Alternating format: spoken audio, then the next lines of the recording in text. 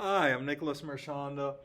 We're going to get a breath of fresh air with the lungs here. And I actually really enjoy it. And I like to think I know a little bit about it.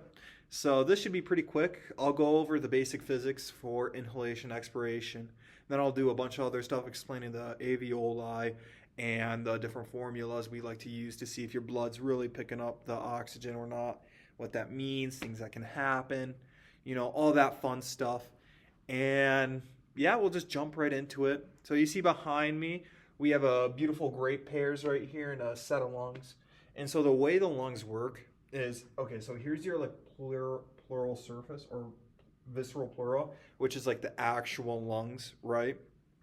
And then we have like this outer surface right here called the parietal pleura, which is like the second skin on the lungs. In between, there's a pleural cavity or this like fluid, right? So the lungs are inherently like elastic, which means they like to snap back. They like to snap into position, stiffen up, and go small.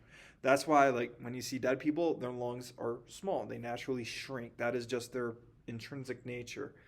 And while I won't delve into the exact physiology of the cells that causes that, it's just important to know when given a choice being big or small, lungs will pick small. And so in order to counter that and to make sure we can we can breathe, what your body does is it creates this negative artificial pressure here in the pleural cavity. And when you need to breathe in, it increases it to roughly around -8, which will pull on the lungs more, increasing space, which will create a negative pressure difference, which means there's more space, more negative pressure here than on the outside when you open your mouth, right? So you open your mouth, you breathe in. Notice what just happened. My diaphragm went down. My external intercostal muscles, it looks like I'm grabbing my breast, but I'm not. My external intercostal muscles what's the word I'm looking for? Flexed and expanded and increased the size of my lungs, right? All that to create that negative pressure difference, assisted by the pleural cavity, which causes me to be able to finally breathe in. And in order to do the opposite, I'm going to exhale, contract my internal intercostal muscles, and expand my diaphragm into my lungs to increase that pressure, which will make this negative pressure, or just less, really. It's not like the world just became a vacuum all of a sudden. And I breathe out, right? And you can adjust how hard you flex those muscles to control how hard you breathe in or breathe out, and that's really interesting. But how does breathing really happen, right? It's not just like a magic trick where I breathe in, suddenly my lungs are full, my blood is oxygenated, and I'm going to live forever. No, the real magic makers are these grapes right here. And there is surprisingly more than 3 in the lungs, which is pretty gnarly. And so I have one of our beloved cherries right here. And so the way they work is they expand and contract with the lungs, right? And so the alveolus, or alveoli, to be plural, has this thing called surfactant on it. Now, the surfactant is meant to counter the fluid or water that's on it. And water has something called surface tension. And surface tension, because the sphere is so small and there's so much water around it, will make the alveolus want to collapse on itself immediately, right? The negative pressure is working against it, right? We talked about that to keep it pried open. But that's a lot of water, and it's really hard, right? So what your body does, it uses its secondary pneumocytes to produce surfactant, right? Which sort of acts like a dish soap to slide in these oil to break up these hydrogen bonds caused by the water here. The squiggles, by the way, represents all H2O or water, right? And water forms hydrogen bonds, which causes the surface tension. The pneumocytes produces these purple slots, which breaks it up, which is really cool. Of course, if you ever change this, right? If you cause this to be bigger, right? increase the radius, you'll decrease the pressure inside of the alveoli as taught in Boyle's law, and it'll be easier for air to go in, but harder for it to get out, right? And, you know, for every rose, it's thorn, right? The alveoli are sized the way they are. And so don't smoke. You might end up with, like, literally every lung disease on the face of the planet. Like, you look cool when you smoke, I guess. Yeah, that's valid, but you really shouldn't. Since I'm on the topic of, like, breathing and smoking and all of that, let's talk about pneumothorax, which can be influenced by smoking, but can also be influenced by, like, getting shot or a knife to the chest. So, okay, I'll stop teasing. What's pneumothorax? It's pretty much a collapse of the lung, right? Like your lung collapse in some way air gets into the pleural cavity, which, when you think about it, is really bad because its whole purpose is to maintain a negative pressure. And if it can't maintain a negative pressure, then there's no force holding that lung open, and then the lung shrinks, and when it shrinks, pressure goes up, and then you can't breathe out of that lung, and then your goose is cooked. So it can be caused by that knife wound I was talking about earlier, like popping a hole in your lung, causing air to leak out, or it can be popped here. It can be caused by smoking as well.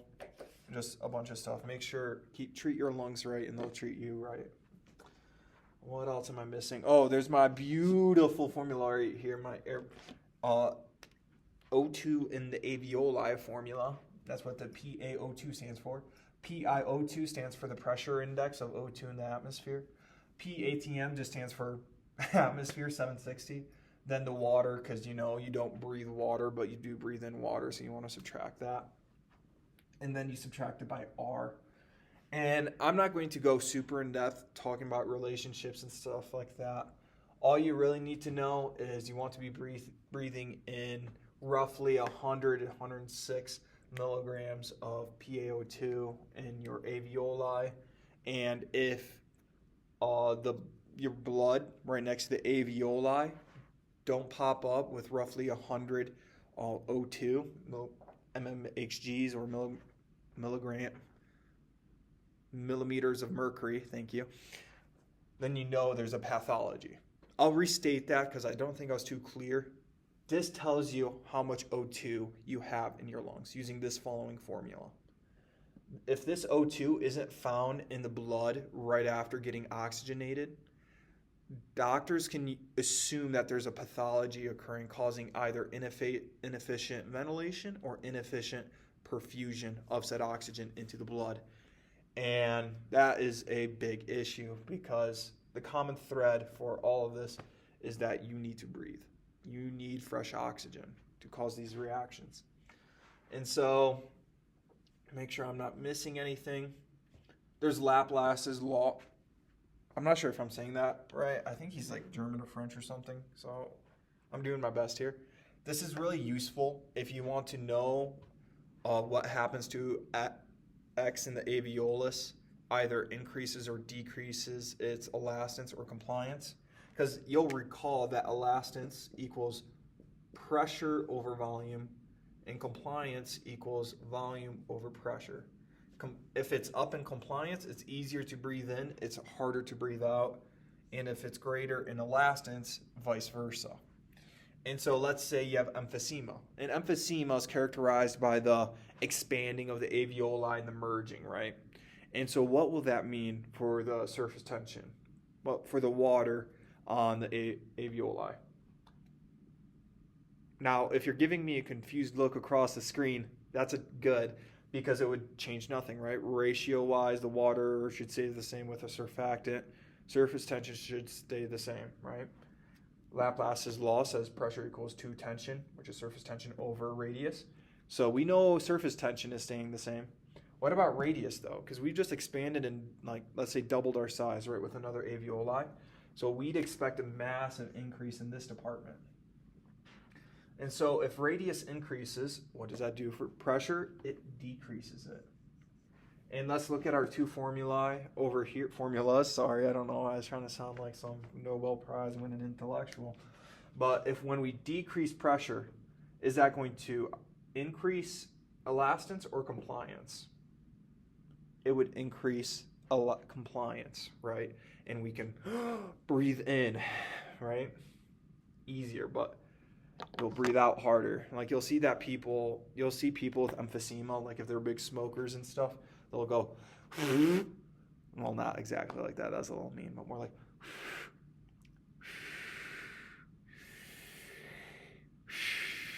and you might think, well, why are they doing that? That makes no sense.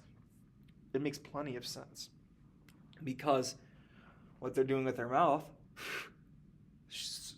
shrinking the size, right? They're artificially increasing the pressure of Boyle's law of how increase of or decrease of volume increases pressure. So they're shrinking the size of their mouth, making an artificial, intensifying the gradient between the outside pressure and the inside pressure, right? So it's higher in the chest and mouth and easier for the air to escape. It's really interesting when you start noticing all of these pathologies and how people try to artificially fix them. It's, I think, fascinating. And I hope I can help one day with that. Here's another formula. I'm not sure if we're supposed to talk about it, but I think it's cool, so we're gonna. And so V stands for ventilation, Q stands for perfusion. We'll talk about it more later. Well, more about perfusion later. But ventilation is just how well you ventilate, right? Breathe in and breathe out. Q stands for perfusion. That just stands for how the O2 is going to get into your blood, right?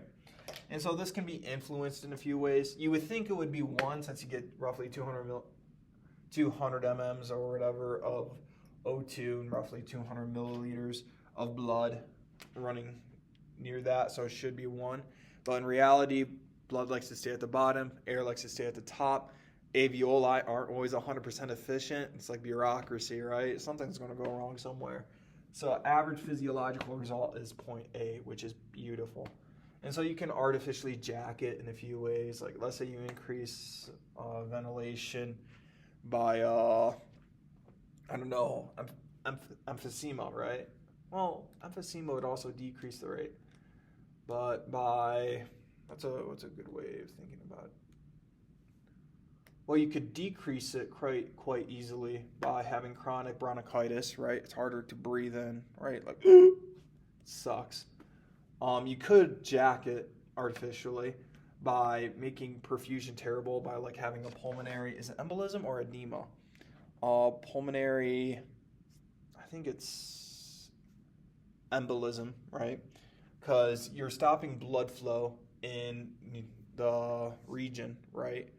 Oh, yeah, it's pulmonary embolism. That's how you'd increase that number artificially, but that won't be a good thing because you're preventing blood from moving, right? And so, yeah, it can get stuck there and it's easier for it to exchange, but it's not going to get transferred back and forth. Actually, put a pin in that. I'm not 100% sure if I explained that correctly or if my understanding is 100% legit of that.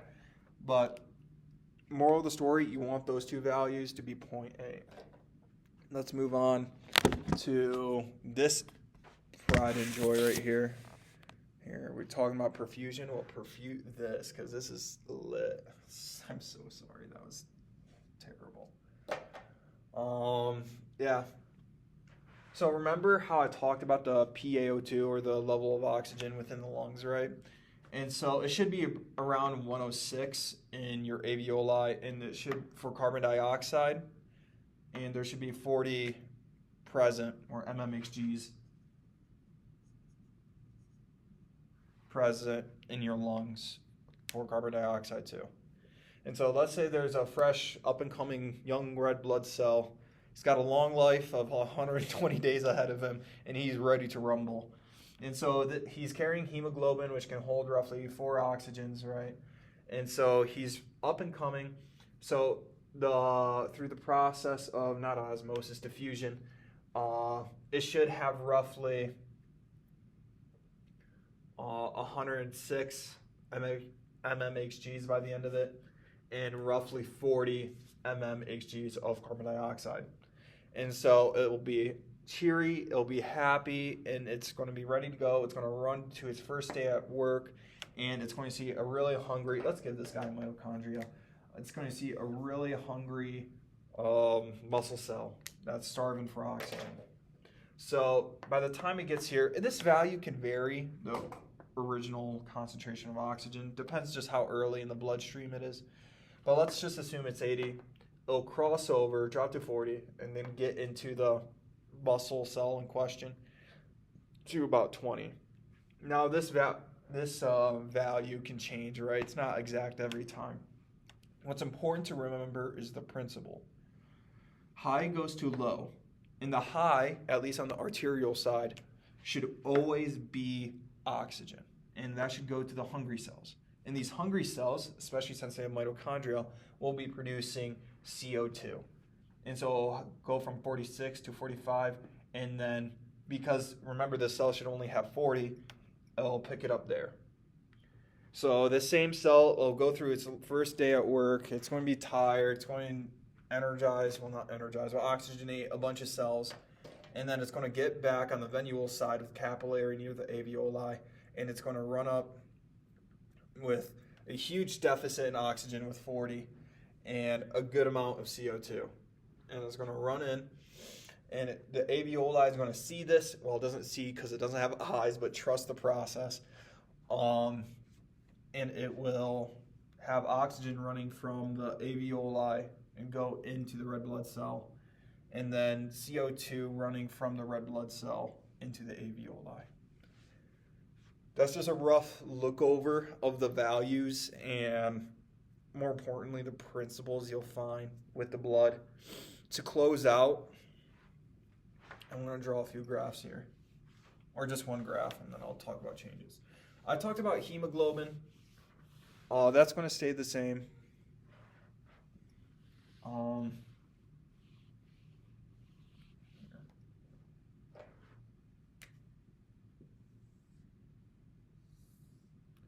have 0.02% saturation.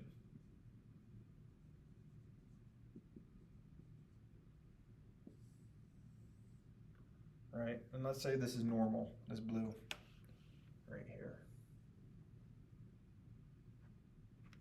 And then it's going to have, sorry, let me just check something real quick.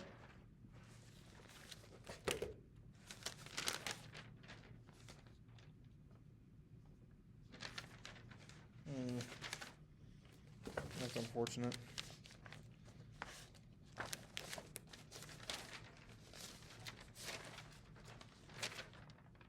Regardless,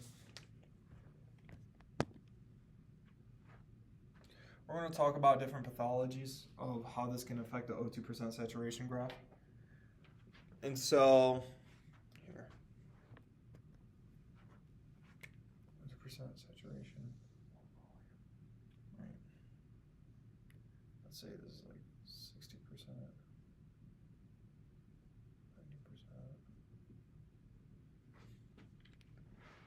90%. And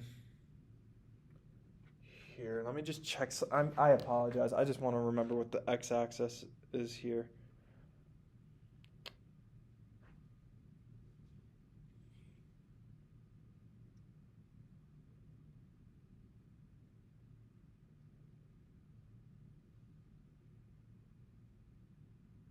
Oh, so it's just pressure. Okay. I wasn't wrong. I apologize. I was going to put pressure. Essentially, the higher this is, the higher the O2% saturation is. Sorry, I just cannot remember for the life of me. Well, regardless, we're going to soldier on and create two graphs for us. This guy will move down the right.